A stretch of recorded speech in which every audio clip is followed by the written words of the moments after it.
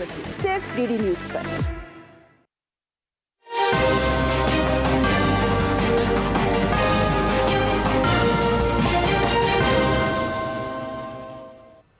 नमस्कार, सांकेतिक भाषा के इस विशेष बुलेटिन में आप सभी का स्वागत। आपके साथ मैं हूं शहला निगार और मेरे साथ है मेरी सहयोगी मनीषा, जो साइन लैंग्वेज में आप तक खबरों को पहुंचा रही हैं। शुरुआत करेंगे हेडलाइंस के साथ। प्रधानमंत्री आज नई दिल्ली में अंतर्राष्ट्रीय वायु परिवहन संघ की 81वीं वार्षिक आम बैठक को करेंगे संबोधित। सम्मेलन में विमानन उद्योग से जुड़े प्रमुख मुद्दों पर होगी चर्चा।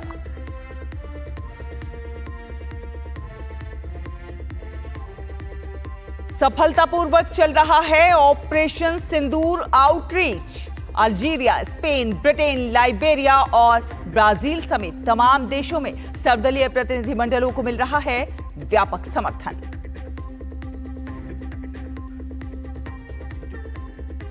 पैराग्वे के राष्ट्रपति सैंटियागो पेना आज से भारत की 3 दिवसीय यात्रा पर।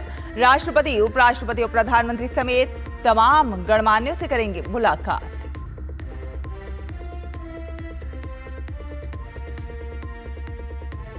पूर्वोत्तर में भारी बारिश और बाढ़ से हालात गंभीर। गृह मंत्री ने लिया असम, सिक्किम, अरुणाचल प्रदेश और मणिपुर के हालात का जायजा। एनडीआरएफ, एसडीआरएफ और भारतीय सेना मौके पर तैनात।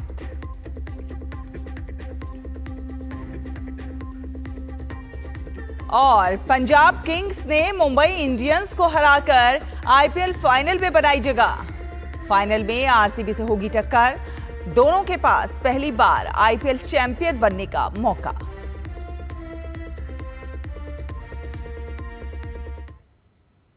तो आपको बता दें कि प्रधानमंत्री नरेंद्र मोदी आज नई दिल्ली में अंतर्राष्ट्रीय वायु परिवहन संघ की 81वीं वार्षिक आम बैठक को संबोधित करेंगे। 3 जून तक चलने वाले इस सम्मेलन में विमानन उद्योग से जुड़े प्रमुख मुद्दों पर चर्चा होगी। इस सम्मेलन में 1600 से अधिक वैश्विक प्रतिनिधि, सीईओ और नीति निर्माता इसमें शामिल होंगे। ये 1983 के बाद पहला मौका होगा जब इसका आयोजन भारत में हो रहा है। इस सम्मेलन की मेजबानी इंडिगो कर रहा है। इस आयोजन की मेजबानी करना भारत के लिए एक बड़ी उपलब्धि है। भारत का विमानन क्षेत्र तेजी से उड़ान भर रहा है। ये लगभग 3,70,000 लोगों को सीधे रोजगार देता है और 5.6 बिलियन अमेरिकी डॉलर की अर्थव्यवस्था में हिस्सेदारी करता है। ऑपरेशन सिंदूर के अंतर्गत आतंकवाद के खिलाफ भारत का सैद्धांतिक और दृढ़ रुख स्पष्ट करने के लिए संसद सदस्यों के साथ सर्वदलीय शिष्टमंडल विभिन्न देशों के दौरे पर हैं और इसी क्रम में डीएमके सांसद कनिमोई के नेतृत्व में प्रतिनिधिमंडल स्पेन के दौरे पर है।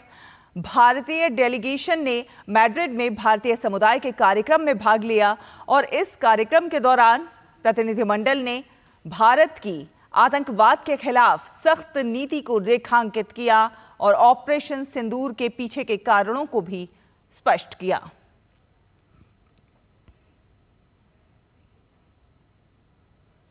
वहीं भाजपा सांसद रविशंकर प्रसाद के नेतृत्व में सर्वदलीय प्रतिनिधिमंडल ने लंदन के टेविस्टॉक स्क्वायर पर महात्मा गांधी को श्रद्धांजलि अर्पित की। इस दौरान रविशंकर प्रसाद ने महात्मा गांधी के सिद्धांत को प्रासंगिक बताते हुए कहा कि पाकिस्तान प्रायोजित सीमा पार आतंकवाद के इस युग में उनका संदेश उतना ही महत्वपूर्ण है।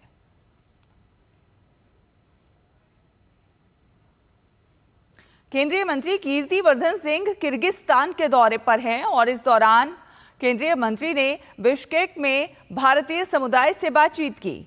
केंद्रीय मंत्री ने सोशल मीडिया प्लेटफॉर्म एक्स पर जानकारी साझा करते हुए लिखा कि बिश्केक में भारतीय समुदाय के साथ बातचीत करके मुझे बहुत खुशी हुई। उन्होंने आगे लिखा कि भारत और किर्गिस्तान समान सांस्कृतिक मूल्यों और सभ्यतागत तथा ऐतिहासिक संबंधों पर आधारित संबंधों को साझा करते हैं।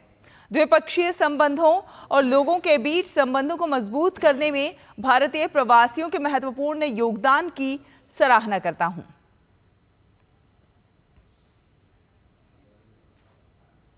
पैराग्वे के राष्ट्रपति सैंटियागो पेना पालासियोस भारत की 3 दिवसीय यात्रा पर नई दिल्ली पहुंचेंगे।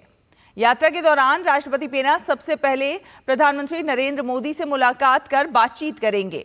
दोनों नेता द्विपक्षीय संबंधों के संपूर्ण आयाम की व्यापक समीक्षा करेंगे और इसके बाद राष्ट्रपति पेना राष्ट्रपति द्रौपदी मुर्मू से भी मुलाकात करेंगे। इसके साथ ही उपराष्ट्रपति जगदीप धनखड़ और विदेश मंत्री डॉक्टर एस जयशंकर से भी राष्ट्रपति पेना मुलाकात करेंगे। भारत और पैराग्वे संयुक्त राष्ट्र सुधार, जलवायु परिवर्तन, नवीकरणीय ऊर्जा को बढ़ावा देने और आतंकवाद के खिलाफ लड़ाई सहित कई वैश्विक मुद्दों पर समान विचार साझा करते हैं।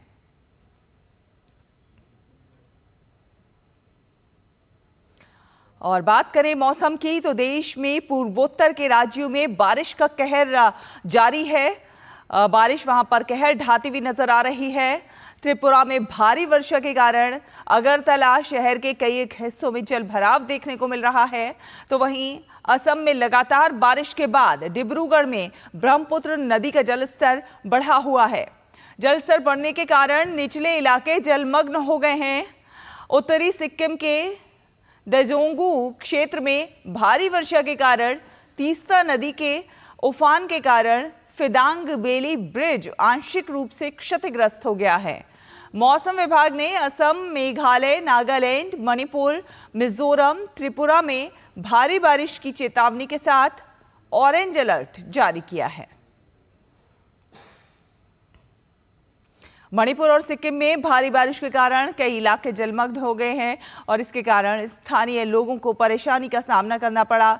ऐसे मुश्किल वक्त में भारतीय सेना और असम राइफल्स ने ऑपरेशन जल राहत 2 के दूसरे दिन मणिपुर के इम्फाल पूर्व और इम्फाल पश्चिम जिलों में व्यापक बाढ़ बचाव अभियान जारी रखा, जिसमें वांगखेई, हेईगंग, लामलोंग, खुरई और अहलुप जैसे गंभीर रूप से जलमग्न क्षेत्रों से बच्चों और बुजुर्गों सहित 500 से अधिक नागरिकों को बचाया गया।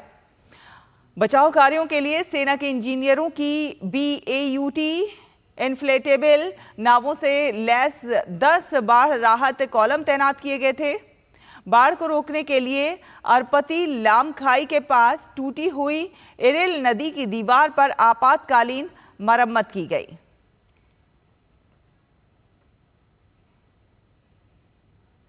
पिछले 24 घंटों में देश में कोरोना के 363 नए मामले सामने आए हैं और वहीं 383 मरीज ठीक भी हुए हैं। विशेषज्ञों का ये कहना है कि कोरोना का नया वेरिएंट मध्यम संक्रामकता वाला है और चिंता करने जैसी कोई बात नहीं है। मौजूदा समय में देश में 3,758 कोरोना संक्रमितों का इलाज चल रहा है। पिछले 24 घंटे में देश में 2 कोरोना संक्रमितों की मौत भी हुई है। दोनों संक्रमित व्यक्ति अन्य बीमारियों से भी पीड़ित थे। राज्यवार आंकड़ों की बात की जाए तो केरल में कोरोना के 64 नए मामले सामने आए हैं। केरल में अब तक सक्रिय मरीजों का आंकड़ा 1,400 पहुंच गया है। ऐसे ही महाराष्ट्र में 485, दिल्ली में 436, गुजरात में 320, पश्चिम बंगाल में 287, कर्नाटक में 238, तमिलनाडु में 199 और उत्तर प्रदेश में 149 कोरोना संक्रमितों का इलाज चल रहा है। हालांकि ज्यादातर मरीज होम आइसोलेशन में ही ठीक हो रहे हैं।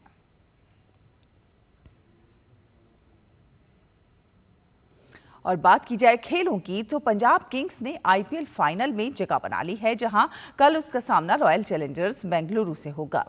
क्वालिफायर 2 में पंजाब किंग्स ने मुंबई इंडियंस को 5 विकेट से हरा दिया। मुंबई के लिए 204 रन के लक्ष्य को पंजाब की टीम ने 19 ओवर में 5 विकेट खोकर हासिल कर लिया।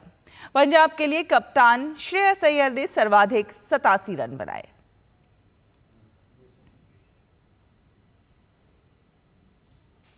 इससे पहले मुंबई ने पहले बल्लेबाजी करते हुए 20 ओवर में 6 विकेट पर 203 रन बनाए। मुंबई की ओर से तिलक वर्मा और सूर्य कुमार यादव ने 44 रन बनाए। इसी के साथ इस बुलेटिन में फिलहाल इतना ही। मुझे, मनीषा को और हमारी पूरी टीम को दीजिए अनुमति। नमस्कार।